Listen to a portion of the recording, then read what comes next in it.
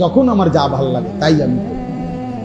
যে মাসে যেটা ভাল লাগে, যে ঈদে যেটা ভাল লাগে, যখন যারটা দেখে যেটা ভাল লাগে। গত মাসে এই কাটিং, এই মাসে আরেক কাটিং। গত মাসে চিপা ফ্যান্ড, এই মাসে মোটা ফ্যান্ড। পরের মাসে মারু হাফ প্যান্ট, এরপরের মাসে হাফ প্যান্ট। যখন যেটা ভাল লাগে। এই তো বেগায়রত মানুষ, ভাইয়া বুঝতেছে। প্রিয় ভাই, নিজেকে কমপক্ষে নিজেরে ছোট করো না। নিজের আত্মসম্মান, আত্মমর্যাদা, বাঘের মতো হও, কুকুরের মতো। সিংহের মতো হও, কুকুরের মতো। এই পৃথিবীতে মানুষ কোনোদিনও কাউকে কুকুরের সাথে উদাহরণ, দৃষ্টান্ত দেয় না, বাঘের সাথে দেয়। বাঘের বাচ্চা বলে না, সিংহের বাচ্চা। তো বোঝা গেছে উদাহরণ দিতে গেলেও মানুষ এটা কি বলে, তে একটা বাঘের বাচ্চা। তো বাঘের বাচ্চা কারে মে করে যায় না, বে করি না বেটারে,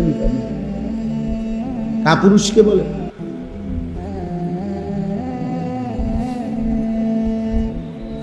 হযরত উসমান রাদিয়াল্লাহু তাআলা আনহুকে নবীজি সাল্লাল্লাহু আলাইহি ওয়াসাল্লাম হুদাইবিয়ার সন্ধির সময় কাফেরদের সাথে কথা বলার জন্য পাঠাইছিলেন।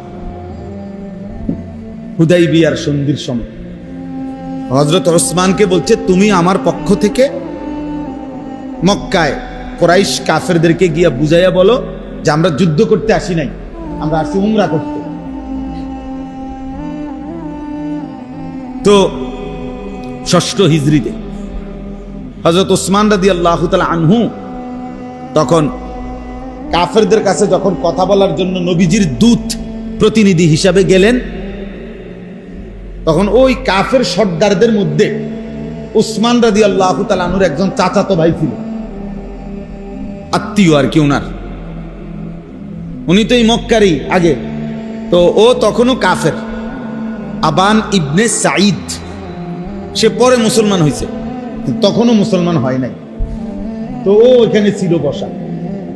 সে উসমান রাদিয়াল্লাহু তাআলা আনহু যখন আসছে কথা বলার জন্য, উসমান রাদিয়াল্লাহু তাআলা আনহুর দিকে তাকাইয়া আগে বাড়ছে, মানে আগে উঠতে আগাইয়া গেছে আর কি। উসমানের সামনে গেছে, একা সামনে আগাইয়া তার কাছে কাছে গিয়ে বলছে, উসমান তুমি এটা কি পড়লা, লুঙ্গি ইজার, তোমার লুঙ্গি এটা এমন কেন? বলতেছে মানে কি হয়েছে?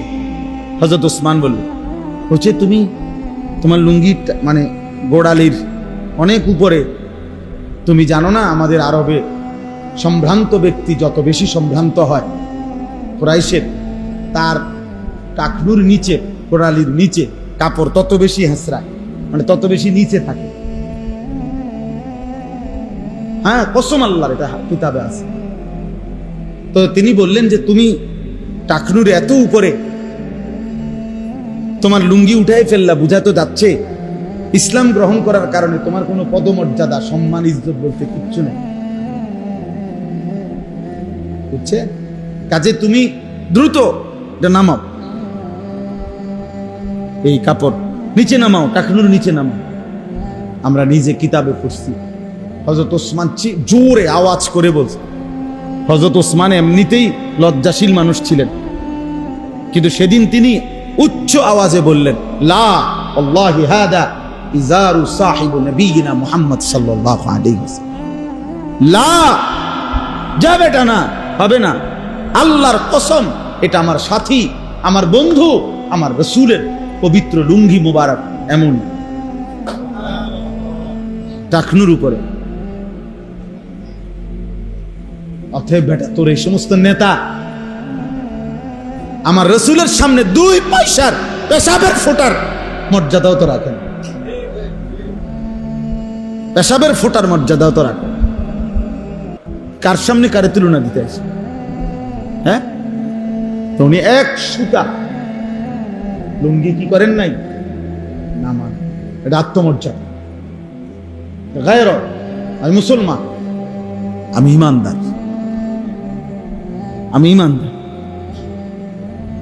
এত অল্প বয়সে যদি দুশ্মনের কাছে আমাদের সন্তানরা 16 বছর বয়সে যদি এভাবে হেরে যায়, যখন জওয়ানি, যখন কিশোর, যখন নওজোয়ান, যখন চোখ রাঙ্গাইয়া দুশ্মনের মোকাবেলায় যুদ্ধ করার কথা, ওই সময়ই যদি এত বড় কাপুরুষ হয়, তো এই বয়সে কিনবে চাচার বয়সে, বুঝেন না? অথচ 14 বছরের কিশোর সবচেয়ে বড় কাফেরের গর্দান বদরের যুদ্ধে নামায় দিছে। সবচেয়ে কম বয়সী যোদ্ধা মুসলমানদের 313 জনের মধ্যে ওই দুই ভাই ছিল সবচেয়ে কম বয়সী, ঠিক না? তো সবচেয়ে কম বয়সী যোদ্ধা, আর কাফেরদের আবু জাহেল ছিল সেনাপতি, সবচেয়ে বড় কাফের সর্দার, সিনিয়র। তো সিনিয়রের গর্দান সবচেয়ে কম বয়সী যোদ্ধা সোহাইল।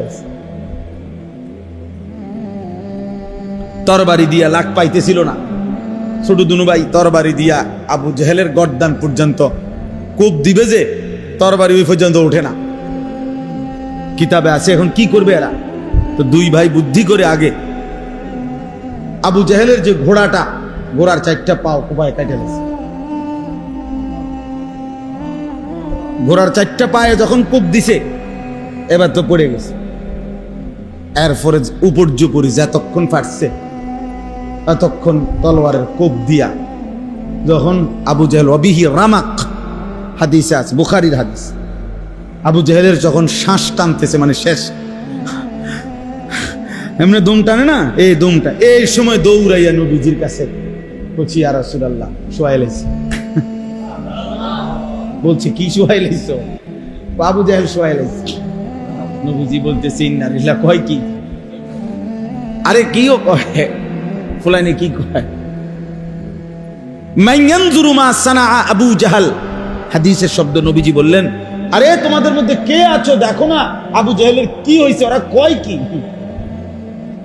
দেখো, দেখে আসো। মানে নবীজি পর্যন্ত কি করতে পারতেছে না। আরে বলে কি, এটা কথা হইল নাকি? মান ইয়ানজুরু, কে দেখবে তোমাদের মধ্যে, দেখো, মা সানাআ আবু জাহাল, আবু জাহেলের কি হলো দেখে আসো। ফাকামা আব্দুল্লাহ ইবনে মাসউদ, আব্দুল্লাহ ইবনে মাসউদ রাদিয়াল্লাহু তাআলা আনহু, তিনি লাভ দিয়ে দাঁড়ায় বলছি, ইয়া রাসূলুল্লাহ আমি যাচ্ছি। কিতাবের মধ্যে আছে উনার একটা আলগা আগের একটা জিদ আছিল তার উপরে, কারণ মক্কায় একদিন কাবা ঘরের সামনে এই আবু জাহেল আব্দুল্লাহ ইবনে মাসউদকে খুব মারছিল, এত ভীষণ মারছিল যে রক্তাক্ত হয়ে উনার কানের ভিতর দিয়ে পর্যন্ত রক্ত বের হয়েছিল অঝরে, এইভাবে মারছিল ওনার। উনি বলছে, আইজগা বাতিজার ফুট যাই, আজকে যাই, তোমার আজকে, বুঝলেন? দৌড়াইয়া গেছে, গিয়ে দেখছে বদরের প্রান্তরে আবু জাহেল, ওই শব্দটা যে তার শেষ নিঃশ্বাস অবস্থা, মারা যায় নাই কিন্তু শেষ নিঃশ্বাস। হযরত আব্দুল্লাহ ইবনে মাসউদ তার গর্দান, এই গলার এখানে পাও দিয়া এমনি ধাক্কা দিয়া, পাও দিয়া চাপ দিয়া ধইরা একটা কথা বলছে, লাকাদ আখযাকাল্লাহ ইয়া আদুওয়াল্লাহ, আল্লাহর দুশমন, তোরে আল্লাহ আজকে 2টা অবুঝ বাচ্চা দিয়ে বেইজ্জতি করলো। তো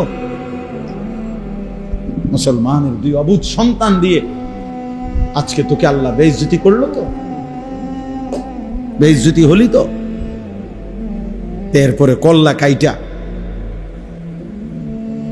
এরপরে কল্লা কাইটা, এটা এত বড় কল্লা, এটা আলগাইতারে না উনি। এরপরে এই মাছের কানে এবং নাকি দিয়ে যে রশি ঢুকাইয়া যেমনি ধরে না, এমনি আগে ধরতো, এমনি আবু জাহেলের কানে এবং নাকে রশি ঢুকাইয়া, এরপরে রশি দিয়া বান দিয়া টাইনা টাইনা টাইনাছে। এই জন্য লিখছে কিতাবে যে ওই সেই শোধ, তুই যে আমার কানে দিয়ে পর্যন্ত রক্ত বাইর করছিলি, আজ আমি তোর কানে সুতা ঢুকাইলাম।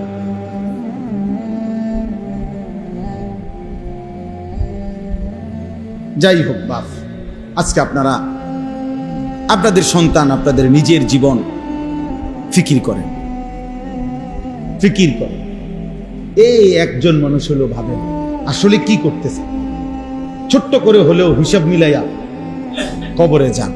আপনি, আপনার স্ত্রী, 4টা ছেলে মেয়ে, মানে আমার 4 ছেলে মেয়ে, আমি, আমার বিবি, তাহলে আমরা 6 জন। আমার 6 জনের আমি হিসাব মিলানো দরকার। আমার বিবির নামাজের কি অবস্থা, আমার বিবির পর্দা পুশিদার কি অবস্থা, আমার 4টা ছেলে মেয়ে, 2 ছেলে 2 মেয়ে, ওদের দিনের কি অবস্থা, ওরা নামাজ পড়ে কিনা, ওরা আল্লাহ চিনে কি, আজকে আমি মাগরিবের আগে আমার বাচ্চা মেয়ে, ছোট মেয়ে 4 বছরের, পরে ওর জন্য অনেকগুলো খেলনা আনছি। বারবার কইতেছে আব্বু খেলনা আনতাম, এই বিভিন্ন খেলনা, ট্রাক, বেকু আছে না প্লাস্টিকের, এডি আনছি আর কি। এই বলছি আব্বু এটা আইনা, বলছি এটা দেবো, তবে আগে বলো যে দোয়া শিখবো ইনশাল্লাহ। এটা কইলে তো পরে এটা কইছে আর মানে দায়িত্ব দিয়েছি যে 2টা দোয়া শিখবা, তাইলে এগুলো দিন। আরো আব্বু আরো আইনা দিব তোমার, তো বলছি ইনশাল্লাহ, মানে শিখবো। আমার একটা জিম্মাদারি। আমার 9 বছরের ছেলে ফজরের নামাজে আমি দাঁড়াই থেকে উঠাইয়া উজু করাই, এরপরে একসাথে বাপফুতে মসজিদে যাই নামাজ পড়ি। যতক্ষণ হয় না ওঠে, উজু না করে, তো এতক্ষণ আমি দাঁড়াইয়া থাকি। এটা আমার জিম্মাদারি কিনা বলেন না? হুদাকে ওয়াজ করুন, আমার দায়িত্ব। আর আমার দায়িত্ব আমার স্ত্রী, আমার ছেলে মেয়ে, তাদের দ্বীনের নজর রাখা, খোদার কসম এটা আমার প্রধান দায়িত্ব। ঘর যদি নাও মিলে ওরা করতে পারে, সোফা যদি আমি করে দিয়ে যাইতে নাও পারি ওরা পারে। আমার আব্বা আমাদের 5 ভাইয়ের জন্য ঘরও করে দেয় নাই, ফার্নিচারও কিচ্ছু কিনে দেয় না, কিচ্ছু না। আমার আব্বার মৃত্যুর পরে আমি কিছুই পাইনি, ঘর দুয়ার, ফার্নিচার কিচ্ছু লাগে নাই। কিন্তু বরাবর 9 বছরের ব্যবধানে আব্বার ইন্তেকালের পরে ঠিক 9 বছরের ভিতরে আমরা 5 ভাই আলাদা জমিও কিনছি, বিল্ডিংও করছি, ঘর দুয়ার, ফার্নিচার সব কিনা হয়েছে। আপনি চলেন একজন একজন করে আপনারা দেখাবো আমরা 5 ভাইয়ের বাড়ি। কথা বুঝছেন? মিলে গেছে, দুনিয়া মিলে যায়, বাপ ছাড়াও দুনিয়া হয়ে যায়। কিন্তু বাবা 5 ভাইকেই আলেমে দ্বীন বানাইছে। বাবা থাকতে এটা দেখে গেছে আব্বা, আব্বা জীবিত থাকতেই আমাকে 5 জনের পড়ালেখা শেষ হয়েছে, আলহামদুলিল্লাহ। এমনি বললাম আর বুঝার জন্য বুঝাই, এটা আমার বাবার দায়িত্ব। ঘর করে না দিলেও চলবে, বিল্ডিং করে না দিলেও চলবে, ওগুলা হয়ে যায়। ও সোফা এক সেট বানানো এত কঠিন কিছু না। সোফা এক সেট 60-70 হাজার টাকা। এটার লেগে এত মিশা কথা কোন লাগে না, এত টাকা সুদ খাইতে হবে না, এত বাটফারি করার লাগে না। ডাইনিং টেবিল একখান বানানোর লাগিয়া 6খান চেয়ার বানানোর লাগে আপনি মিথ্যুক বছরের পর বছর হারাম করে সুদ খায়, ঘুষ খায়, কিস্তি নেয়। আরে না ফরমান, বিনিময়ে কি বানাইছ? হ্যাঁ, ঘরে কি বানাইছ দেখছি না আমরা। তুমি কি 200 তলা বিল্ডিং এর মধ্যে থাকো নাকি? এই দুনিয়ার সামান্য কুদ্দুর ফার্নিচার, কাছের প্লেট, নুনের বাড়ি, চায়ের কাপ, বাথরুম টাইলস, এই কুদ্দুর লোডা বদনার জন্য এত বড় অনন্তকালের আখিরাত ছেড়ে দিলা। কামটা করলা কি? কাল্লা বাল তুহিব্বুনাল আজিলা ওয়া তাদারুনাল আখিরা। রব্বুল আলামিন বললেন, বান্দা কি করলা? হায় বান্দা, তুমি বুঝি দুনিয়াকে ভালোবেসে ফেললা। কাল্লা বাল তুহিব্বুনাল আজিলা, নগদ দুনিয়া বুঝি ভালোবেসে ফেললা। ওয়া তাদারুনাল আখিরা, আখিরাতকে বুঝি ছেড়ে দিলা। আখিরাতকে বুঝি ছেড়ে দিলা। ইয়ালামুনা যাহিরাম মিনাল হায়াতিদ দুনিয়া ওয়া হুম আনিল আখিরাতি হুম গাফিলুন।